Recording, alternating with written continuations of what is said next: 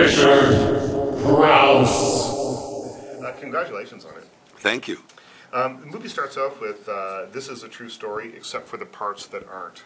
Little thing, Are which not. is always kind of interesting to me, because whenever I see based on a true story, that to me means that probably I'm in for a bit of a rough ride. I think because it means that people haven't taken the liberties with the story to turn it into a movie that I think they should. Okay. No? I don't know. I think it's too general a statement. I mean, there are films based on true stories. I think when it says based on true story, they're saying, except for the parts that are not. I think they don't have that parenthesis. But very few movies are accurate to what. Very few books or articles are accurate to what really happens. Because it's boring, usually. What was it about this story then that drew you in? I love. I mean, you made the film in Britain, and I like that it sort of follows along in the tradition of British films that make murderers kind of the source of amusement. Sort of the Ealing. Yeah, Ealing made a whole series of films in the 50s, with basically didn't necessarily make them sympathetic, but they made stories about really low-life guys. I mean, The Lady Killers, or my favorite, Kind Hearts and Coronets. Fantastic. Yeah, which is Dennis Bryce. It's an elegant, witty, sexy, charming movie about a serial killer.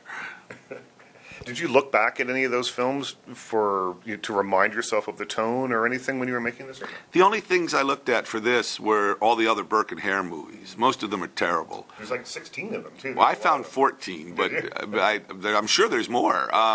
The two best ones, one is very different, but is based on a true story. Based on Burke and Hare, is based on the Robert Louis Stevenson, The Body Snatchers, which is Robert Wise's first picture for Val Lewton. And Boris Karloff and Henry Danielle, they are superb, and it's just a great picture. Very different than the true story. And then John Gilling made a picture in the 60s, black and white cinemascope, called Flesh and the Fiends, in which... is that Hammer? No, it's not Hammer. It's Berman. It's not Hammer at all. But it's... although Burke and Hare show up as characters in Dr. Jekyll and Miss Hyde. Yeah. Mrs. Hyde. Mrs. Hyde. Yeah. No, it's Miss Hyde. Oh, is it? Sure, it's him. How can it be Miss? He's not married to himself. He's Martine Beswick. It's the same person as, But they show up as characters. And Dylan Thomas wrote a wonderful screenplay. It was a play, and then he adapted it, called The Doctor and the Devils. Unfortunately, it was rewritten when they made the movie, and it's too bad. Great cast, but it's a terrible movie. And but the Flesh and the Fiends is damn good. George Rose and Donald Pleasance are they're so creepy that you want to wash your hands. And Peter Cushing is so cold as Dr. Knox. Peter Cushing was a huge favorite of mine growing up. He's wonderful. I watched those movies, and there was always something going on. I remember there's a story that Oliver Reed was making a film with him, and he had gotten drunk and really hurt him, so bashed him up very badly the night before. And he came in, and someone came up and slapped him on the shoulder and said, "Hey, Ollie, let's get this going." And he made a big production of being ill or being hurt. And Peter Cushing came to him and said, "Listen, on film anyway, if you're hurt, you must you bring that inside, and you go, 'Yes, I'm fine.' You don't make a big deal of it." And that's what Oliver Reed sort of built his career on, is this idea of sort of underplaying and having this sort of smoldering menace. There are actors like Peter Cushing or Christopher Lee, or no matter what the movie is, they are wonderful. Mm-hmm. Peter Cushing he was a very sweet man, a charming and lovely, kind man, and he was so good at playing these cold, mean.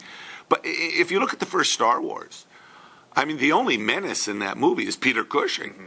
I mean, he makes it scary. Darth Vader is James Earl Jones, but he's just a wonderful performer. And then George went back later to Christopher Lee. Yeah. I mean, these guys, they're wonderful actors. And it's funny because the majority of what they did was crap. And no matter what it was, there's a certain professional who, it's a pleasure to work with actors who just, it doesn't matter. They're there and they're bringing their game. And Well, there's something. I interviewed Mark Strong recently, the British actor, and he was saying, British actors, we turn up, we've got a sharpened pencil, we've got a notepad, we know where to stand, we know. Is there a difference? He's full of shit.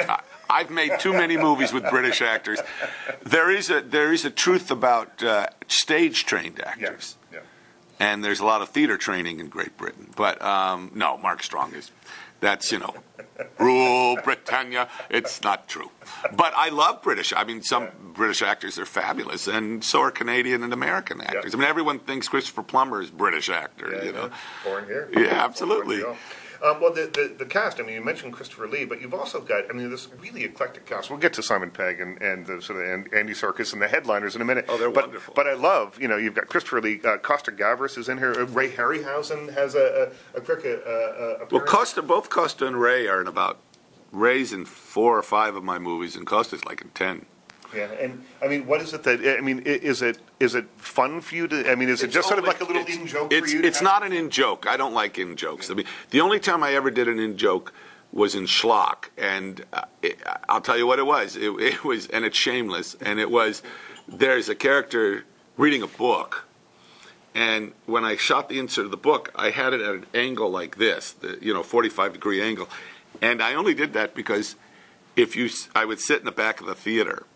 And then I would say, watch this. And I would wave my hand, and someone would see 1,000 people go like that. But I realized you can't really do that. I feel bad about that. So that's why you make your first movie, to try to make a lot of mistakes. Right, and you get all that stuff out of it. Yeah. But, filmmakers, no one noticed the filmmakers in my films until the internet. Right.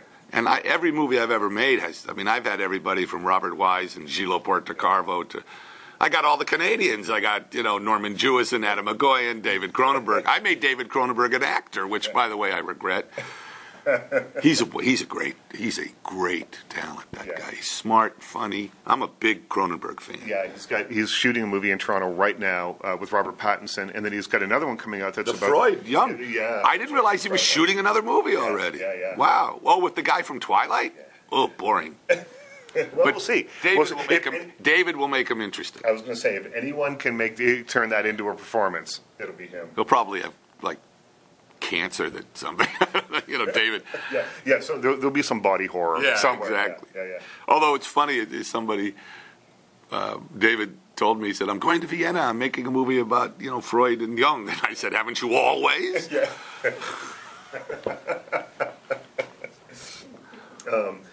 The movie here, interesting to me. I've in my notes that I was making when I was watching it, there's a sort of a gradual moral descent that these guys go on, which I think is always more interesting than just playing them as outright villains.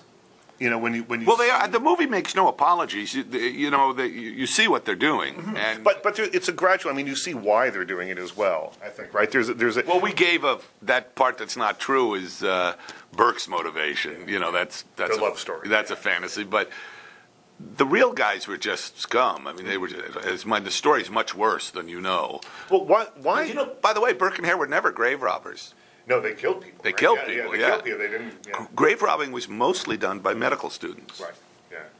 Until sort of after Burke and Hare were tried, and then didn't it become legal to sell bodies? No, not to sell bodies, but you could donate. You could donate your body. Right. The whole concept of donating your body is now. Done, and I hope everyone does. I've signed the back of my card, California, the state of California, on my driver's license is a pink dot, which means if I'm in a car crash, they can take any organ, anything they want, because it's extraordinary what you can do now to save people's lives. Talking about Simon Pegg and Andy Serkis, tell me about because Simon Pegg, I don't think of when I think of someone who is a murderer. I don't think of him as a villain. Did you cast him deliberately sort of against type or no? Well, I don't think it's against type, but what Simon has that you're speaking to, he's unbelievably sympathetic. Likable. Likable. He's he has a persona on screen. And also in this movie, Simon, I don't think is given enough credit he's a great actor. He doesn't know it, but I'm not joking. He's a wonderful actor. And if you watch the movie again, you'll see he's playing Stan Laurel. Yeah. But it's, of the two characters in the movie as written and played, really Hare is far more Hare is amoral. It's business, and he has no qualms. Whereas Burke has a conscience and knows what he's doing wrong, which makes him actually worse. Yeah, he's the bad guy who knows, and he's doing it. He has a means to an end, I guess. But he. Well, what he says at the well, I don't want to give away the ending, but what he says at the end is true. Yeah. Perverted, but true. And doesn't make anybody feel any better about it, I don't think. Well, it's funny. People are shocked by the ending of the movie, and I'm thinking, well, these are okay. I told them it's a true story. Well, and maybe good. How often are you shocked by the end of a movie anymore? Well, also, very few biographical movies have. I mean, William Burke is in my movie, which I'm and he's a lovely guy, and he caused no trouble. He hung out on the set. He was really sweet. What is it about those two characters that you think really have drawn film? I mean, you said you found 14 versions of the story. I think there's 16 out there. Okay. But what is it about these characters that keep people coming back to it, and including yourself? Well, mainly because they're famous crimes. I mean, they're far more heinous. I mean, this is going to sound strange, but there are much worse serial killers than Jack the Ripper. Yeah. But he was so notorious and famous or infamous, or they become legendary. It's like the Zodiac Killer, or Charles Manson, or we remember the famous ones, and then they become mythological. Like urban legends, Son of Sam. I mean, when people, who are those guys I was shooting in Vancouver on the Masters of Horror, and they had just caught them. Well, was it Robert Picton, the guy with the pig farm? The pig farm. That they killed more people than anyone in history. And fed them to pigs. Fed them to pigs, and they were delicious, by the way. But no, but it's so. And then I made a picture in Toronto during the Bernardo trial. Now that's sick stuff. I mean, is that twisted? Yeah. Did you think, really, Canada? But the truth is, humans are deeply flawed, and the great truth that no one wants to admit is they're pretty much the same around the world. Right. Well, see, in Canada, too, it's cold for a good part of the year, so we have to find something to do. Oh, there you go. And keep it in the family. Yeah. I get it, sort of a Christian thing. Richard Crouse.